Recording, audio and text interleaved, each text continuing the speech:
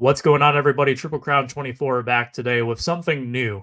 Today's going to be the first episode in what will be a follow-up series where I go back and revisit some of my past card show vlogs and talk a little bit more about the aftermath of these deals that I make. It's one thing to make a deal in the moment and be excited about it, but how does that feeling hold up over time, if you will? This has been something that's been requested, and I've done a better job keeping notes on certain things that I'm thinking throughout the process of selling these cards so that I can more eloquently speak on my experience and not just present numbers and move along from there because I want to go more in depth. And I think that this is also a really good reflection tool. Reflection is something that is absolutely essential for me as a sports card dealer because I like to look at trends. I like to have a better understanding of the deals that I'm making for the good and also the bad. I want to know what is working. I want to know what is selling well, what people are interested in, and also to spot any patterns if maybe I am constantly overvaluing a certain type of card or even perhaps a certain player. Sometimes I pick up on certain players' cards where I always come out behind on those players, and it tells me that maybe I need to reassess what I am doing there. So I hope that you enjoy it. If you have any feedback as to how you want to see this formatted in the future, I'm certainly open to it. But with that said, why don't we dive into some of the results? And we're going to start off back at the Shipshewana Card Show. One deal here from the trade night on Friday, March 1st.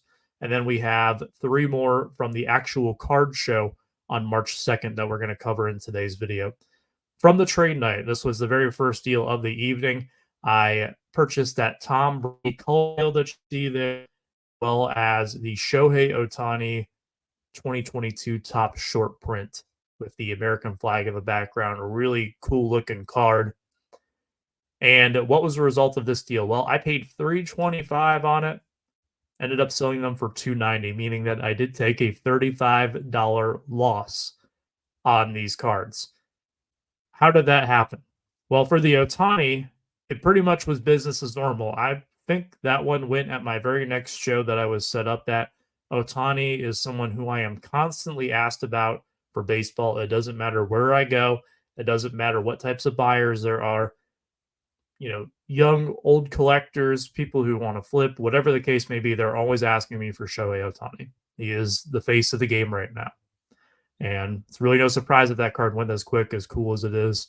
I ended up selling it for $90, which would put me into that Brady at $235. I thought that seemed like a pretty good price. I thought worst case scenario, I'll at least get $250 out of it and scrape by with a $15 profit. That was not the case, though. I constantly got offers in the 180, 190, 200 range. And I'm talking about a dozen or so people. And after a while, when you get the same offers over and over again, it kind of starts to hit in your mind. Maybe it's not worth as much as I think it is. Maybe this is about as good as it's going to get.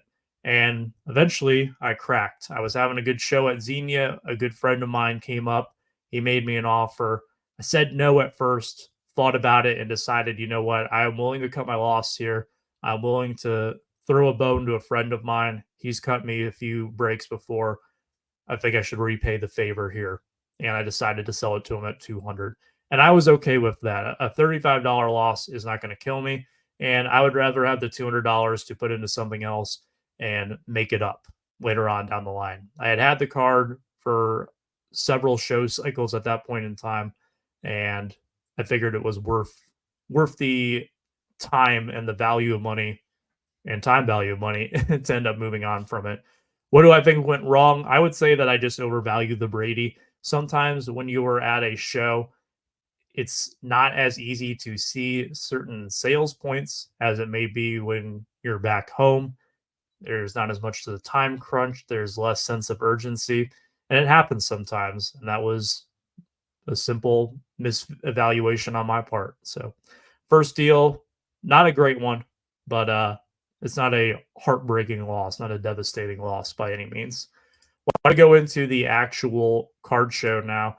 And this is not a great shot here. You see more of my wallet than the card, but this is this Travis Kelce ice. This was the best frame that I could get, a picture of. Perhaps I need to save more still images of the cards for future episodes so that you could better see them.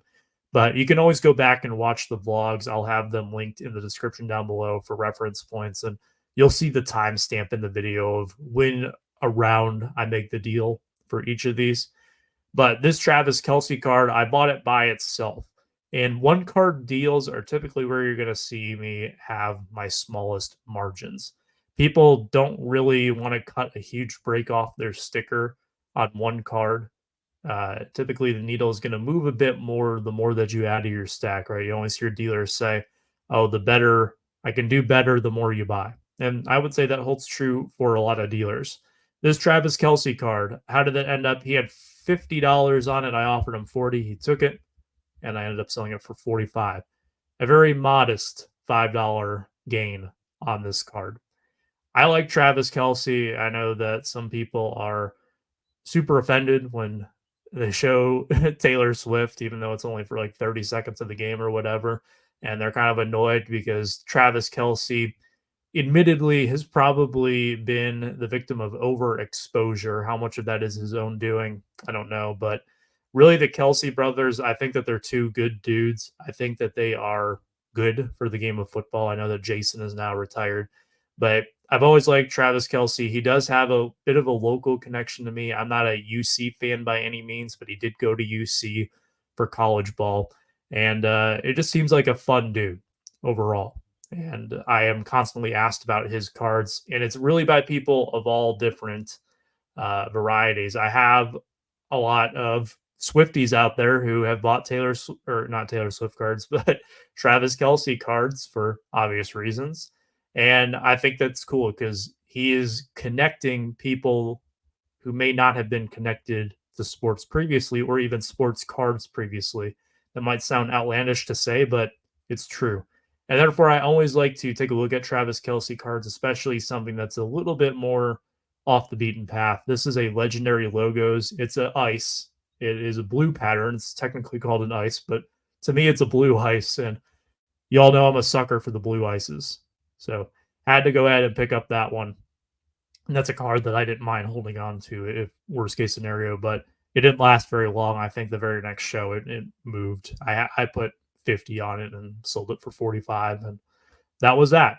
It's not a huge victory by any means, but it was a modest gain on that one. Let's continue on. Now we go over to the Davante Adams Black 1-of-1. This was the thumbnail card for this particular vlog, and I acquired with it a card that I talk about in the video that I had been after for quite some time because he's one of my favorite players in the game right now who does not play for my team, the Tigers. That'd be Juan Soto, and it was his gold update rookie, numbered 2018. This was, I don't want to call it a beater copy because it was still probably near mint condition. And to me, near mint by no means is a beater. I feel like that is disingenuous to say that. But it wasn't a minty copy, for example, or looks clean, as the kids may say. I ended up paying $5.25 for these two cards, and this one did work out pretty well for me. I sold them at $716.22, a profit of $191.22. And why is there some sense involved here? It's not some even round numbers. It is because these were cards that I sold online. I believe I put the Soto up on eBay, if I am not mistaken, and I put the Adams up on Discord and sold it.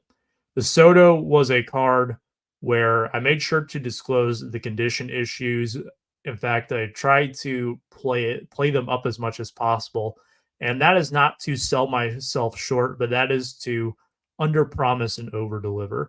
One of the last things that I ever want to do is someone to buy a card from me and then be disappointed with what they got. Now, if the guy goes out and tears his ACL next week and the person becomes disinterested in him, I can't really do much about that. Or it's a quarterback who doesn't live up to expectations.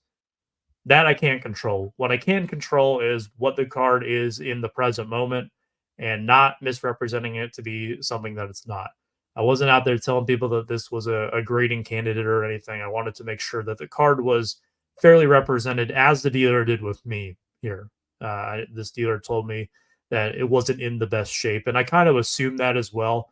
A card like that, you kind of wonder through the boom of 2021, why wasn't this thing slabbed up? Maybe it was previously, and it was probably for good reason that there was some kind of condition issue with it that wouldn't necessarily enhance the value by having it in a PSA, SGC, Beckett, whatever your preferred third party grader of choice may be, 6, 7, 8 holder in all likelihood. But I ended up moving that, and then the Atoms. One of ones are always an interesting thing to sell because a lot of times when I am buying one of ones, I find that they are either grossly underpriced or grossly overpriced. Very seldom do I feel like they're kind of spot on. This one here I thought was pretty spot on, but then after looking at more of the data with it, I felt that maybe the dealer kind of undervalued it. I think maybe he bought it right and kind of put it out at a number he was happy with and got a pretty quick profit because I remember in the video I tell you that he only had it in his case for 10 minutes. And I if I had to guess, he probably bought it at like 2 or 250 and sold it to me for what would be 300. I mean, not bad to make 50 to $100 in 10 minutes, right? And good for that dealer too. I mean, Shipshewana, it's a larger show. You want to get as much as you can out of it, which is probably why he put this back out. And I'm glad that he was able to kind of make it profitable for himself too quickly. I got asked about that card immediately as soon as I put it out. The black is a color match. I mean, the black usually goes with most team colors, but with the Raiders in particular on Adams, it was a sharp looking card. It was a PSA 10 for what it's worth. I know some people say, like, well, why grade a 101? With how many 101s there are out there, I can definitely understand it more than I used to. I was in the camp before where I didn't understand grading a 101, but it's more so for preserving the card, I feel, in a lot of cases. And again, with the number of 101s out there, it can make them stand out a little bit more. Mosaic is still a pretty sought after brand in general. It's going to be more towards the top than it is the bottom in terms of the hierarchy of 101s. A black Mosaic is sought after, and that is one of the biggest appeals to me of that card. It ended up working out well. I kind of wish I had held on to the Adams a little longer because it was such a cool card, but it found its new home out towards what I imagine to be Raiders country, or at least what once was Raiders country before they moved to Vegas. And very pleased that it made its way out there where it will probably stay for quite some time. On to the last deal here. This is this Aaron Judge card. That is not the correct data. I'll pull that down. If you recall, I didn't get this deal on camera, but Justin and I went in together. He got the Jamar Chase Gold Prism Auto, which he still has. I got this Aaron Judge, and I'm pretty sure I moved this on the same day. I was passenger princess on the way home, and while I was bored in the car, I decided I'm going to post up some of my cards and see if anybody's interested. That's what I did with this Judge, and I'm pretty sure before I even got home, while I was passenger princessing it up, it had sold, and you can see here what I got for it. It was 425. I believe it was through a Discord, and I ended up getting about 420 and some change from it. You might wonder, why did it cost so much to ship this card? Well, on more expensive cards like this, typically I like to box them up, and if I don't have a box available that is not obnoxiously large, what I will do is I will instead substitute multiple bubble mailers with bubble wrap. And that is because the last thing I want to do is cheapen out on shipping to save 50 cents to a dollar in exchange for the not only the card getting damaged and then irreparable, but the customer is probably not going to be happy. I imagine most people who buy these cards would rather have the card than their money back in a lot of these cases. I mean, I'm sure there's exceptions to that rule, but at least for me, I know that if I'm spending that much on a card, I want the card. I don't want my money back. I want the card in the condition that it was sold at.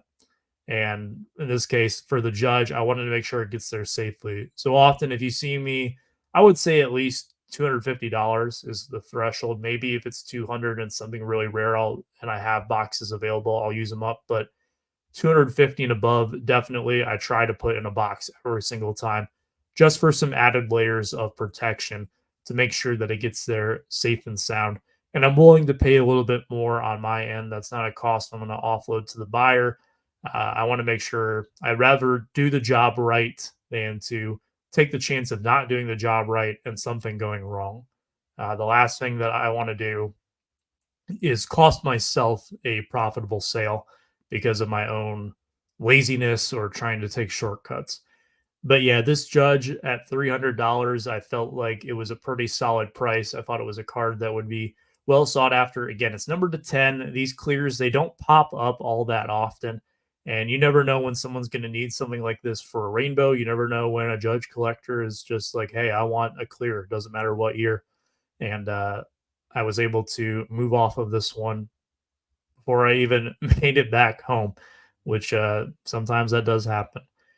Overall, the show was really solid. The only deal that I lost on was the one that I made sure to include, and that was the Brady color wheel. Not a devastating loss, like I said, it was a $35 loss.